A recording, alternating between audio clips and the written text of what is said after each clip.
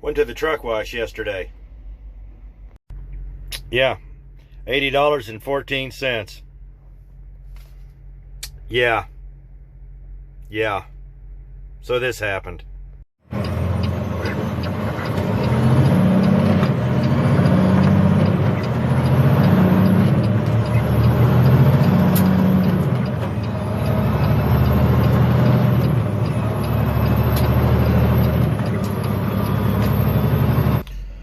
So I'm sitting over here in Knoxville, and a lot of you guys have followed with me when I've gone out and looked at trucks. I've been looking at trucks, but since COVID and all that, it's been very difficult to find anything even worth remotely looking at. And even the stuff that's still completely shagged out it just hasn't been worth it. I mean, they want way too much for what essentially is junk. It's part of the reason I've kept the paint truck for so long. A lot longer than I planned to, honestly. But as I've been looking at trucks, there's been some things that I've really noticed that I don't think I've really talked too much about. Because being the second owner of the truck means that when you're looking at a truck, that truck was set up for the first owner. And how a truck is set up is going to dictate a lot of what you can and can't do with it if you buy it. So that's kind of what I've been thinking about because I've seen. So let's dig into it. On a side note, I've been running the Bearcat 885 or the Bear Tracker 885, and it's been phenomenal. And the Rand McNally Diesel 500 has been really good too. So I had found a very nice 579, and it's a beautiful truck. But it was from, it had pulled an anhydrous tank. And it was out of one of the companies out of Oklahoma. It wasn't Farmers. It was, I think it was Accord. You know, these anhydrous companies some of them have some absolutely beautiful equipment. I mean, hey, anhydrous pays. Their equipment proves it. But, I got looking at it. And it was a beautiful truck. And I was really thinking about buying with it. I wish I had a picture of it, but I do not. So I got looking at it and realized that the truck was set up specifically to haul anhydrous. Now, you wouldn't think that would be a big deal, but it turned out to be a bigger deal than I thought. So the first thing I noticed was, well, it had a small sleeper. It was a 63-inch, but it was a flat top, and it was okay. I mean, sometimes I used to have 63 inches. I thought they were great. Then I got a 70-inch bunk, and truthfully, I'd rather have the 70-inch. But it was also on super singles. So it had a 63-inch super singles, but it also had a fixed fifth wheel. And I was like, okay. But then I got looking and realized the frame was shorter than my truck. Now, my truck has a 260-inch frame, or wheelbase. And it doesn't look that long because I've got an air dam, but if I was to take the air dam off, this thing would look a mile long. So I was still thinking about it. I went home, I said, all right, the first thing we have to do is change out the wheels. I don't like super singles. In some cases, they're worth it. And with what I do, they are not. They are a pain. You blow a tire. I can limp it with this. Super singles, I'm on the side of the road. And chances are with a super single, you're going to have to bring a rim. A lot of times, if that rim hits the ground, you're going to want to bring a rim. It's a $2,000 road call. So some guys have had luck. I have not. I don't like super singles. But that's just my personal choice. So I was going to have it swapped out. Well, that costs money. So then I got looking at the fixed fifth wheel. Well, I haul van. I need to have a movable fifth wheel.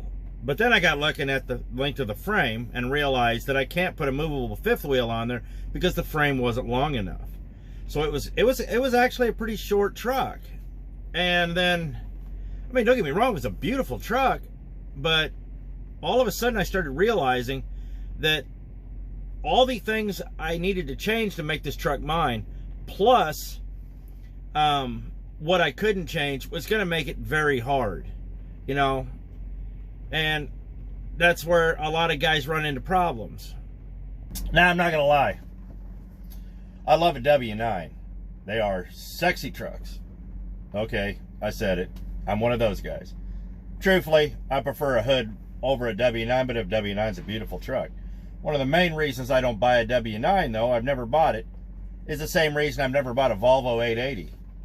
They are heavy. That's another thing you have to consider when buying a truck. What are you doing? You know, if you bought a truck, a W9 from a guy that was hauling bulls, he's not worried about weight. He bought the beautiful 72-inch or 80-inch studio sleeper with all the bells and whistles and the big cat motor and all that. Well, you go scale this thing out, it's 24,000 pounds. You've still got to put a trailer on this. And then you start running into problems with how much can you haul. That's a problem. Because if you're going to be hauling van freight like me, you need to haul a minimum, or at least a minimum of 44.5. I hate hauling that much. My truck is almost too heavy. It doesn't look like that, but I can get 44.5 in a pinch, but it's rare.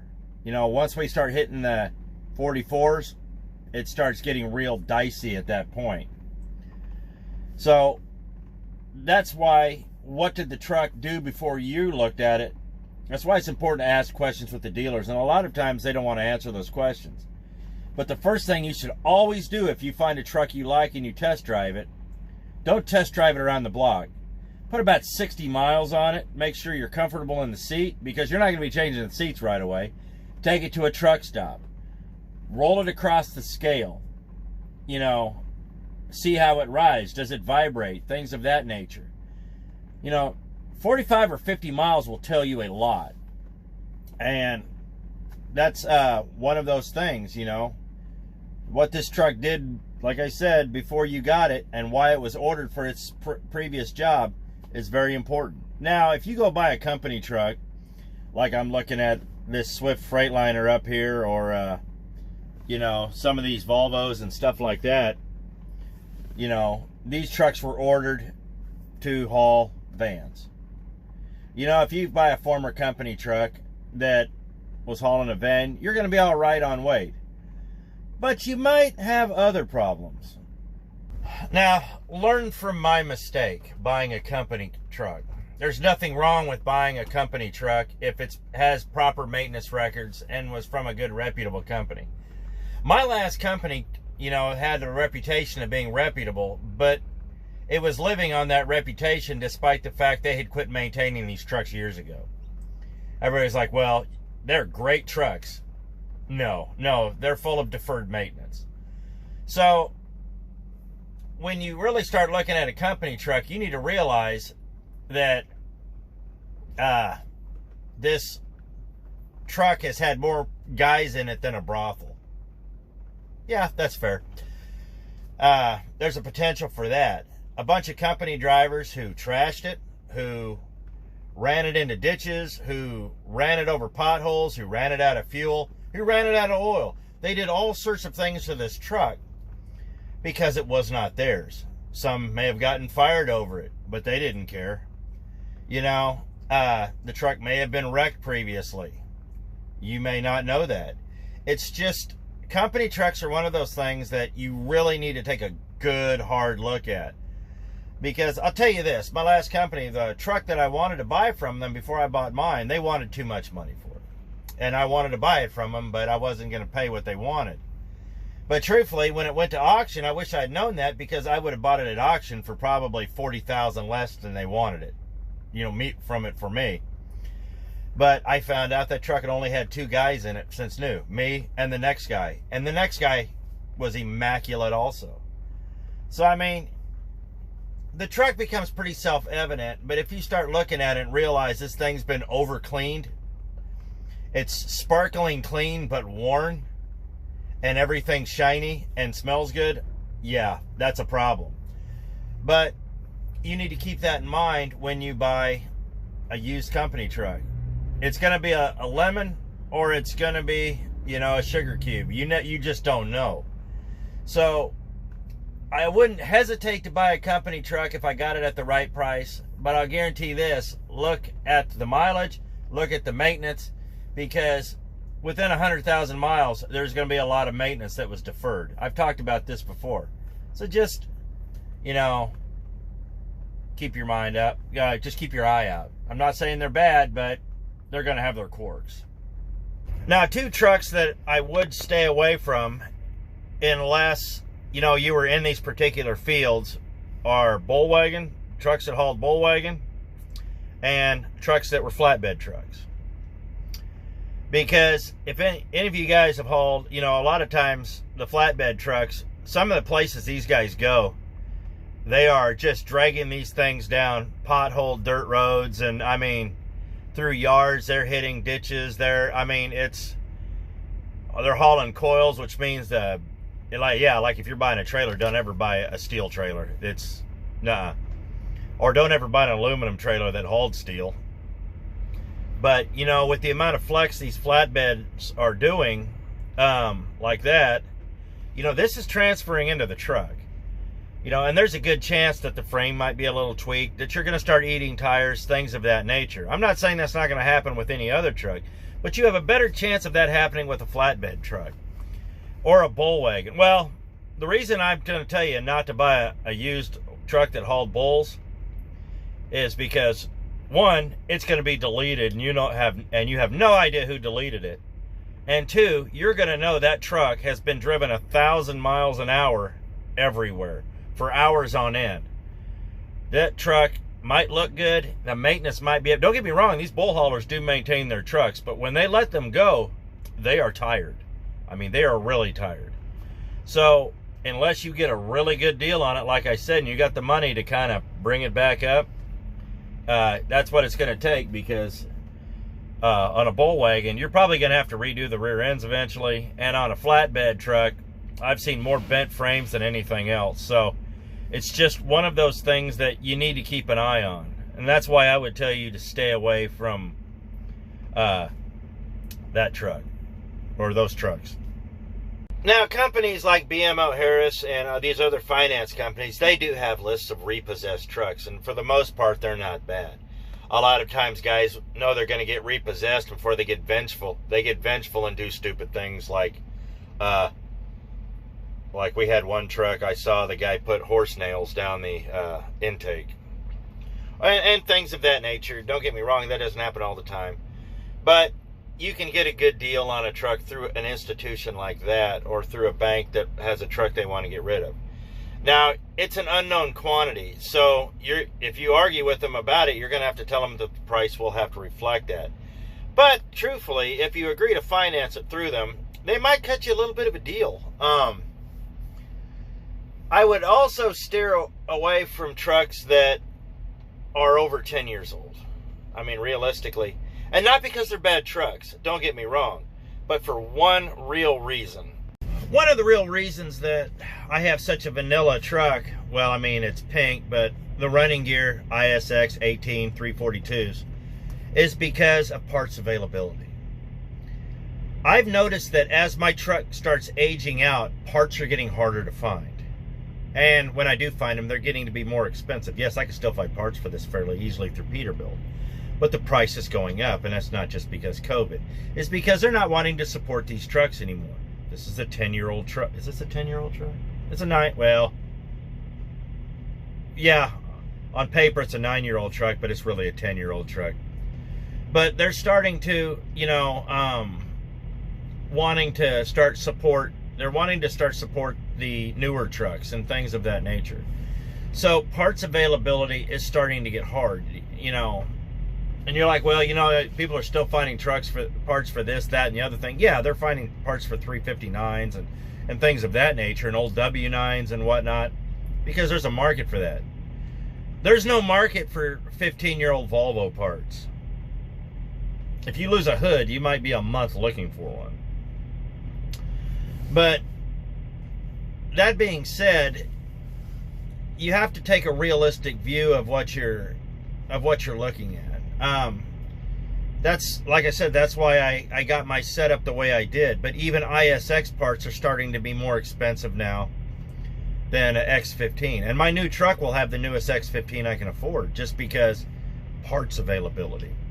I got a Cummins in my last 2 trucks just because I know if I go anywhere I can find a Cummins part. I can't always find a Caterpillar part. I've driven plenty of cats, trust me. So you have to take, despite what you want, you still have to take a realistic view of what you're trying to find. So that's kind of, what I'm getting at. You got to be diligent. Most importantly, guys, you have to be patient. You can't be in a hurry to buy. You need to be ready to buy. There's nothing wrong with having your financing ready to go. Call the bank, say, I'm looking at a truck, I need to be pre-approved. Be ready to buy when you find the right truck. But don't be in a hurry to buy.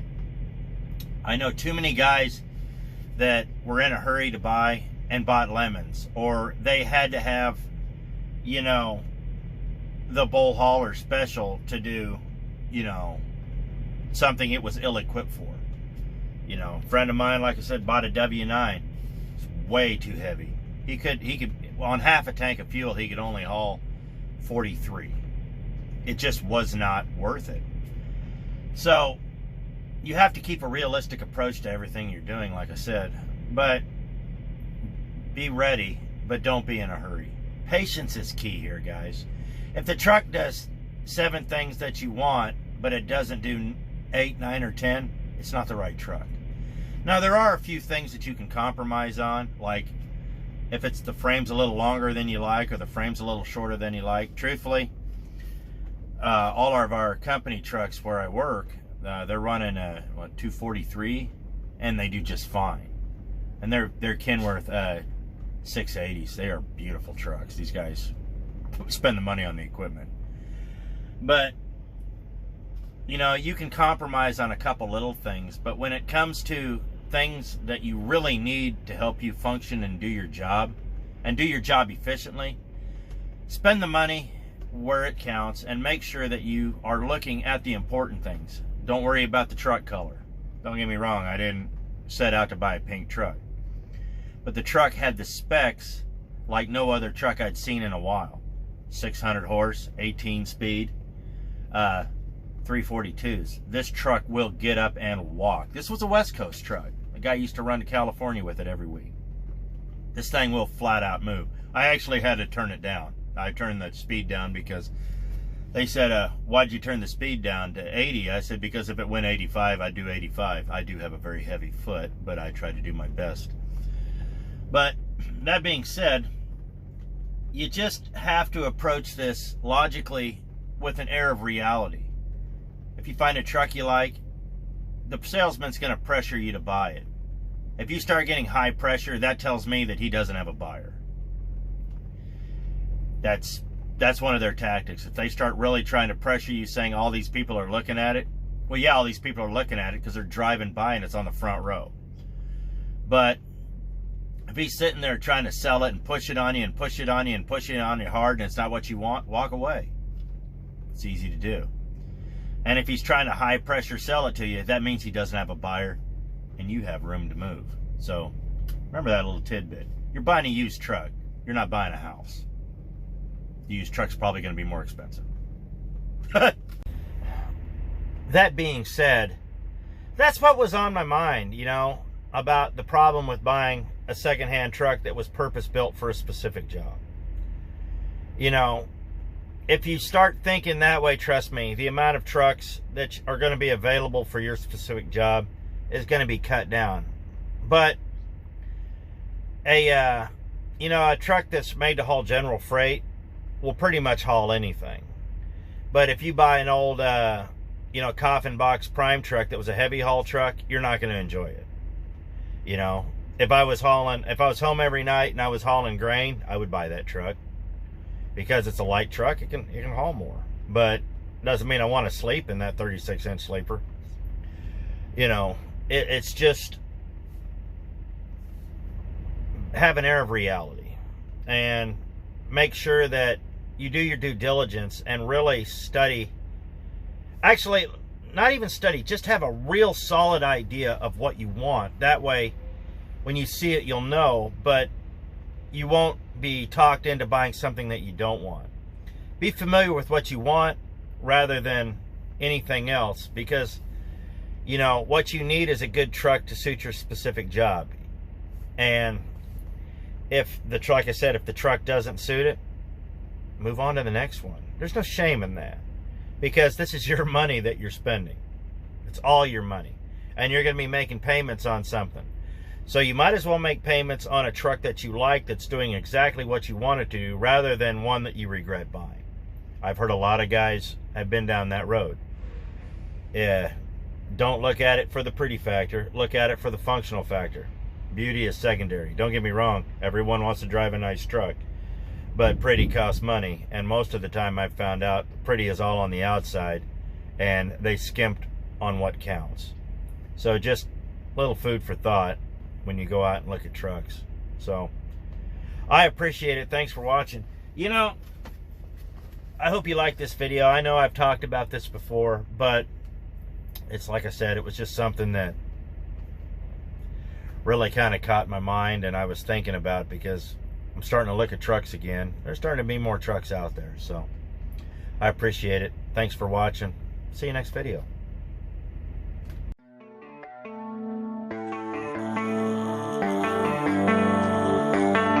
Baby, read the fine print. I've got baggage and it's all Gucci. Don't get too attached to me. Everybody act like the answer. One love like in the movies, wasting precious time assuming